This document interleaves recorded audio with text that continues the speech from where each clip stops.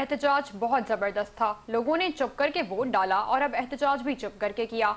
ATC Rawalpindi के बाहर case की समाअत के बाद मीडिया से गुफ्तगू में अलीमा खान ने कहा कि पहले ये कहते थे घर बैठो, अब कहते हैं बाहर निकलो। पाकिस्तानियों ने खामोशी से एहतजाज रिकॉर्ड कराया।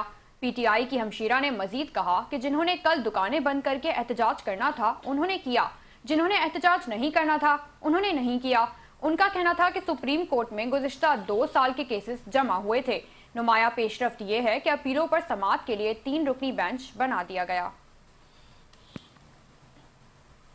था कि नहीं, लाहौरियों को आप बसंत रोक सकते हो? वहाँ के लाहौर का जुनून देखना था। बसंत बच्चा वहाँ पे चढ़ा हुआ था। भी शरीक हुए? मेरा बेटा गया था 26 कौन सा था वो 6 तारीख को। हाँ, बच्चे अपने लेके गए हुए थे।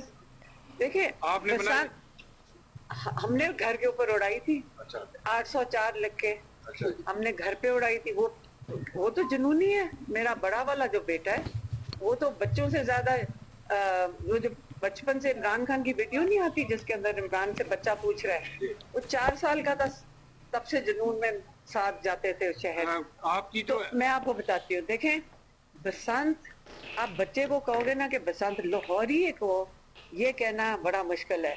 और इसलिए हमने कहा था जब बसंत करनी है तो ये किसी पार्टी की तो पसंद नहीं है ना, लेकिन इमरान खान का आसमान होगा। और लोगों ने 804 और ये सारी चीजें लगाकर पतंगें उड़ाई थी। कल ये देखा गया पूरे पाकिस्तान में मार्केट्स भी खुली थी, ट्रैफिक भी चल रही थी और ट्रेडर्स और ट्रांसपोर्टर्स से हमारी बात हुई। उनका कहना था कि पीटीआई ने अप्रोच नहीं किया कि आप एहतजाज। देखिए, मेरी बात सुने, जिन्होंने बंद करना था ना उन्होंने कर दिया।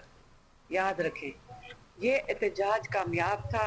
जो मर्जी ट्राई कर ले, ये एहतजाज कामयाब था। आप जो मर्जी पता नहीं किस मार्केट में गए थे, बाकी जो बंद थी ना उनकी तस्वीरें आ चुकी है।